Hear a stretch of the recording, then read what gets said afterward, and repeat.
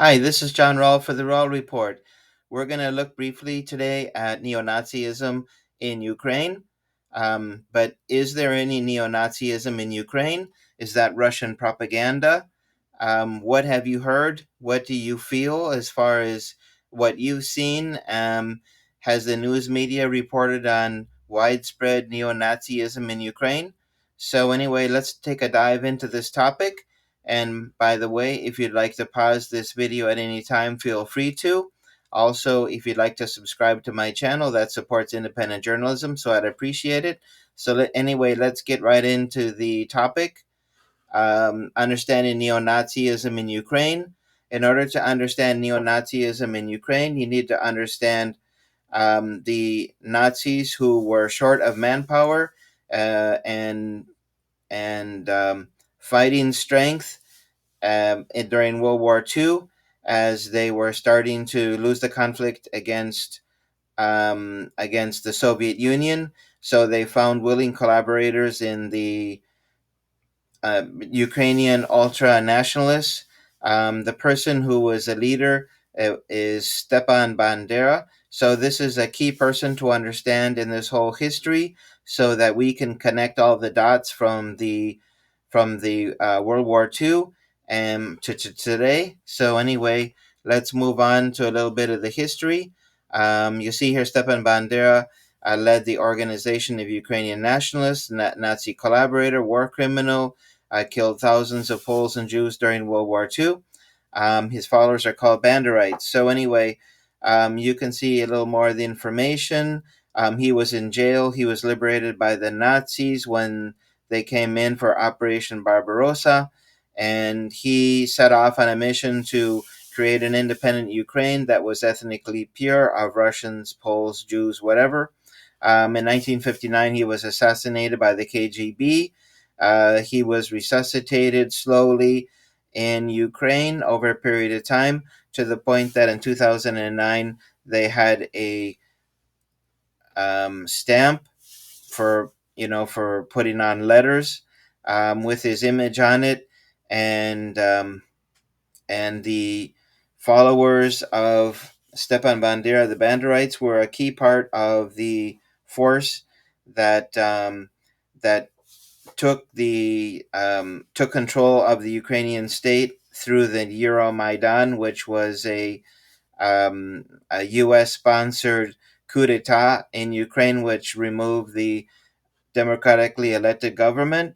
So anyway, we continue on to study a little bit more about um, Stepan Bandera. Was killed in 59, and yet his memory was very strong in Ukraine as a nationalist. So he began to be resuscitated in many ways. So you can see here the information. You're welcome to pause. The important thing is that he basically became a national hero, and they began to name streets after him and put up statues. So there's quite a bit of effort going in to try to get him as a focal point of what it took to create a Ukrainian independence. So anyway, um, the Organization of Ukrainian Nationalists um, had been an organization during World War II. It wasn't exactly rehabilitated, but a um, a neo-Nazi political party was started in Ukraine, and then it was changed. The name was changed to Svoboda, which I think means Saturday. Anyway, um, you can see in the information how they brought Stepan Bandera and other quote unquote national heroes into their educational program in 92 to glorify him and what he did. And there was a political party founded in 92.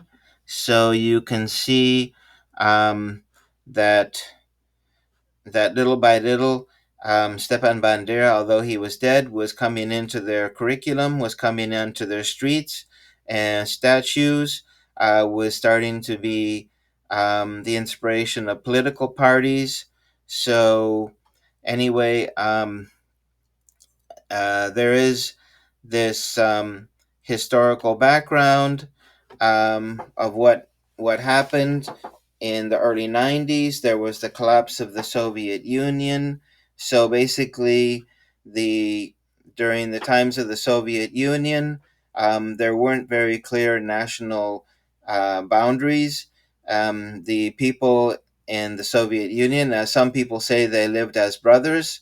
So this was a popular sentiment during the times of the Soviet Union. Um, but when it collapsed, the nationalist sentiments began to come out. Then in the 90s, uh, after the fall of the Soviet Union, George H.W. Bush began to encourage a sovereign, independent Ukraine. So, anyway, this basically announced the arrival of U.S. organizations in Ukraine, like USAID, like National Endowment for Democracy, um, and all these other groups. The um, United States began to sponsor the media, so they began to control the narrative of what was being published and suppressed what was considered fake news. So, in the year 2000, we began to see a rise of neo-Nazi groups in public protests, in soccer games, all over the place. And in April 2008, George W. Bush was pushing for uh, NATO membership for Ukraine. France and Germany opposed. Now we see France and Germany quite pushing very hard for NATO to get into Ukraine, but they certainly, quote unquote, blew it in 2008. In any case, they would have needed to um, have worked that out with Russia. In any case, NATO wasn't to the point of accepting Ukraine, and Russia was still very weak and didn't put much of a resistance. So in 2014, um, we see in 2000, before the Euromaidan in 2012, Svoboda, the neo-Nazi organization, a political party that later changed its name to Saturday. That's like the Ku Klux Klan changing its name, to Happy Geese.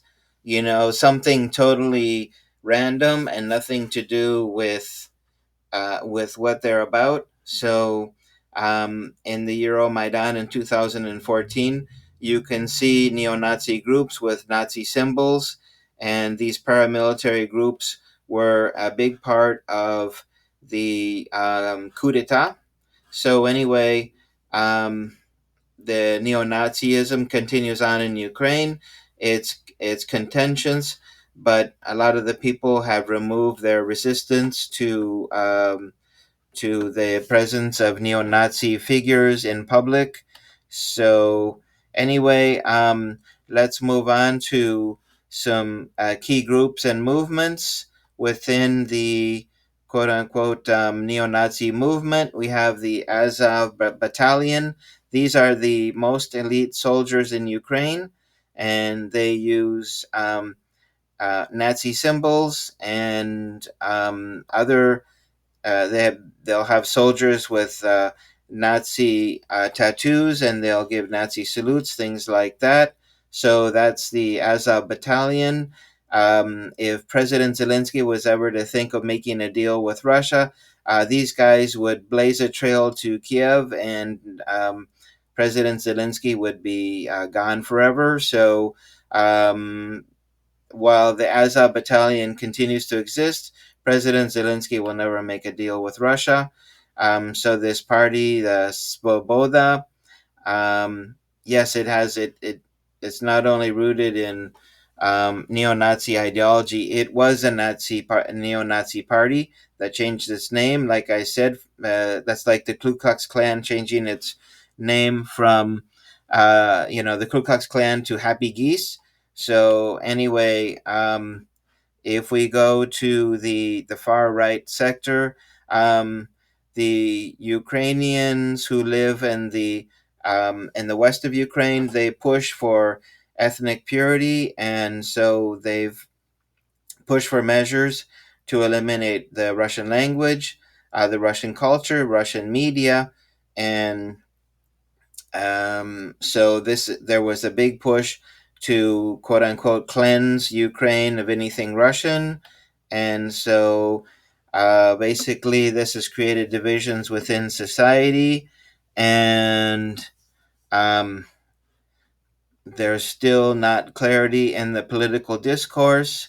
Many people continue to say that there is no neo-Nazism, but it's very obvious that in public there's still evidence of strong fascist tendencies and neo-Nazi symbols. So here we have notable incidents of neo-Nazi activities in Ukraine. So we go back here to the Euromaidan protest, the Azov Battalion, which was basically a neo-Nazi elite paramilitary force that became the one of the keystones of the current Ukrainian military. We have hate crimes. We can talk about the Dynamo Kiev. Uh, Fans who traveled to Chelsea Stadium in England and were abusing African Americans in the stadium. So anyway, there's constant evidence of presence of Nazi sentiment still alive and well in all sectors of society, and so it's very complex. There's even Jewish people in Ukraine who used to oppose the presence of Stepan Bandera or Banderite symbols in their towns, but they've since taken away their opposition. Um, In any case, we know that in the 90s, the neo Nazi groups emerged back from hiding or come from cold storage. And 2014 was the Euromaidan. Um, in,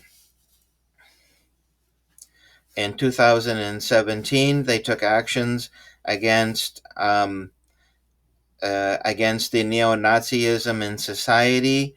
Um, there's also European groups that oppose that. Um, in any case, we still see the Nazi salute being given during soccer games.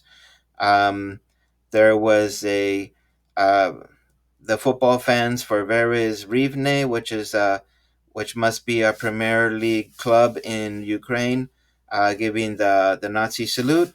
So anyway, this is an ongoing challenge in Ukraine. But if anyone says that there's no neo Nazis or no neo Nazi spirit in Ukraine, they don't really know what they're talking about. The future of neo Nazism in Ukraine. So we have an effort to try to quell that sentiment and those actions, but they're still alive and well in many areas of society. And finally, I just want to say that this is a key part of what Russia is trying to do in their war is to denazify Ukraine. That means they're going to have to conquer all of Ukraine, go all the way to the west where their support is the strongest. So I don't know if that's going to happen. They're not going to. Russians are not going to be able to denazify Ukraine unless they do a complete overhaul of their society and remove all their educational textbooks, all that glorifies neo-Nazism, Stepan Bandera, and all these murderous nationalists from the 40s. So anyway, Thank you for joining me. God bless.